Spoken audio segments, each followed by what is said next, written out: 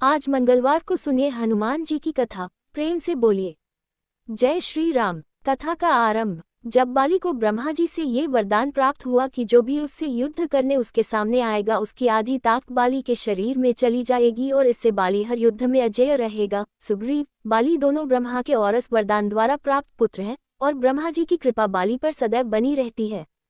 बाली को अपने बल पर बड़ा घमंड था। उसका घमंड तब और भी बढ़ गया जब उसने करीब करीब तीनों लोकों पर विजय पाए हुए रावण से युद्ध किया और रावण को अपनी पूंछ से बांधकर 6 महीने तक पूरी दुनिया घूमी। रावण जैसे योद्धा को इस प्रकार हराकर बाली के घमंड का कोई सीमा न रहा। अब वो अपने आप को संसार का सबसे बड़ा योद्धा समझने लगा था और यही उसकी सबसे बड़ी भूल हुई। अपने ताकत के मद में चूर एक दिन एक जंगल में पेड़ पौधों को तिनके के समान उखाड़ फेंक रहा था, हरे भरे वृक्षों को तहस नहस कर दे रहा था, अमृत समान जल के सरोवरों को मिट्टी से मिलाकर कीचड़ कर दे रहा था।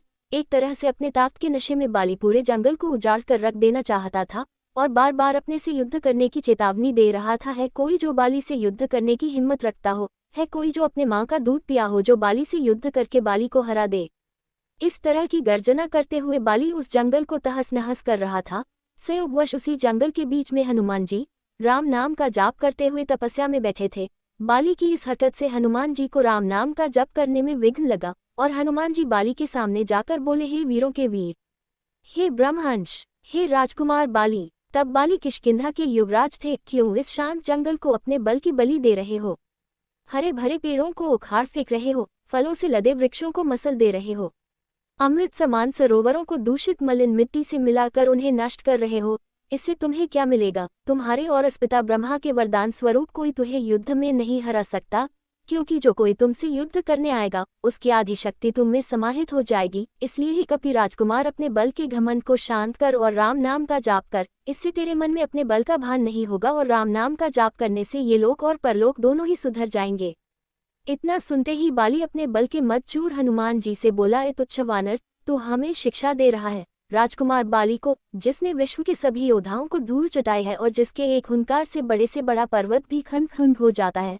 जा तुच्छ वानर, जा और तू ही भक्ति कर अपने राम वाम के, और जिस राम की तू बात कर रहा है वो है कौन और केवल तू ही जानता है राम के बारे में। मैंने आज तक किसी के मुंह से ये नाम नहीं सुना और तू मुझे राम नाम जपने की शिक्षा दे रहा है। हनुमान जी ने कहा, प्रभु श्री राम तीनों लोकों के स्वामी है, उनकी महिमा अपरंपार है। ये वो सागर है जिसकी एक बूंद भी जिसे मिले वो भवसागर को पार कर जाए।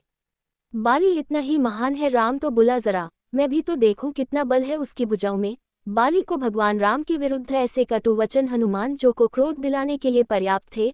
हनुमान ने बल के मद में चूर, बाली तू क्या प्रभु राम को युद्ध में हराएगा? पहले उनके इस तुच्छ सेवक को युद्ध में हरा कर दिखा।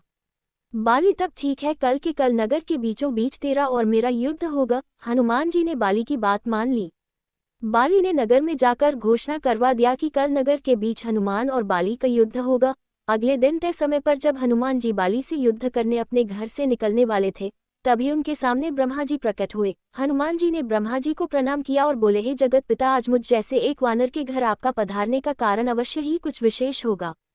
ब्रह्मा जी बोले, हे अंजनी सुत, हे शिवांश, हे पवन पुत्र, हे राम भक्त हनुमान, मेरे पुत्र बाली को उसकी उद्दंडता के लिए क्षमा कर दो और युद्ध के लिए न जाओ। हनुमान जी ने कहा, हे प्रभु, बाली ने मेरे बारे में कहा होता तो मैं उसे क्षमा कर देता, परंतु उसने मेरे आराध्य श्री राम के बारे में कहा है जिसे मैं सहन नहीं कर सकता और मुझे युद्ध के लिए चुनौती दिया है जिसे मुझे स्वीकार करना ही होगा, अन्यथा सारी विश्व में ये बात कही जाएगी कि हनुमान काया है जो ललकारने पर युद्ध करने इसलिए नहीं जाता है क्योंकि एक बलवान योद्धा उसे ललकार रहा है। तब कुछ सोचकर ब्रह्मा जी ने कहा, ठीक है हनुमान जी, पर आप अपने साथ अपनी समस्त शक्तियों को साथ न लेकर जाएं, केवल 10वां भाग का बल लेकर जाएं, बाकी बल को योग द्वारा अपने आराध्य के चरणों में रख दे। युद्ध से आने के उपरांत फिर से उन्हें ग्रहण कर ले। हनुमान जी ने ब्रह्मा जी का मान रखते हुए वैसे ही किया और बाली से युद्ध करने घर से निकले। उधर बाली नगर के बीच में एक जगह को अखाड़े में बदल दिया था और हनुमान जी से युद्ध करने को व्याकुल होकर बार बार हनुमान जी को ललकार रहा था। पूरा नगर इस अद्भुत और 2 महायोद्धाओं के युद्ध को देखने के लिए जमा था।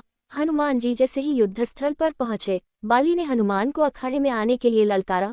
ललकार सुनकर जैसे ही हनुमान जी ने एक पाँव अखाड़े में रखा, उनकी आधी शक्ति बाली में चली गई। बाली में जैसे ही हनुमान जी की आधी शक्ति समाई, बाली के शरीर में बदलाव आने लगे। उसके शरीर में ताकत का सैलाब आ गया। बाली का शरीर बल के प्रभाव में फूलने लगा।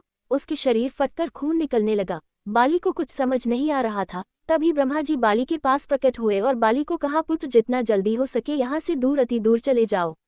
बाली को इस समय कुछ समझ नहीं आ रहा। वो सिर्फ ब्रह्मा जी की बात को सुना और सर पर दौड़ लगा दिया। 100 मील से ज्यादा दौड़ने के बाद बाली थक कर गिर गया।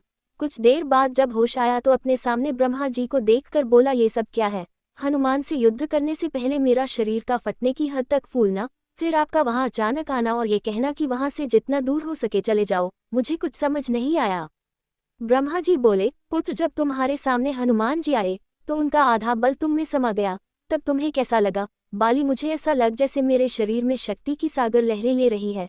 ऐसे लगा जैसे इस समस्त संसार में मेरे तेज का सामना कोई नहीं कर सकता, पर साथ ही साथ ऐसा लग रहा था जैसे मेरा शरीर अभी फट पड़ेगा।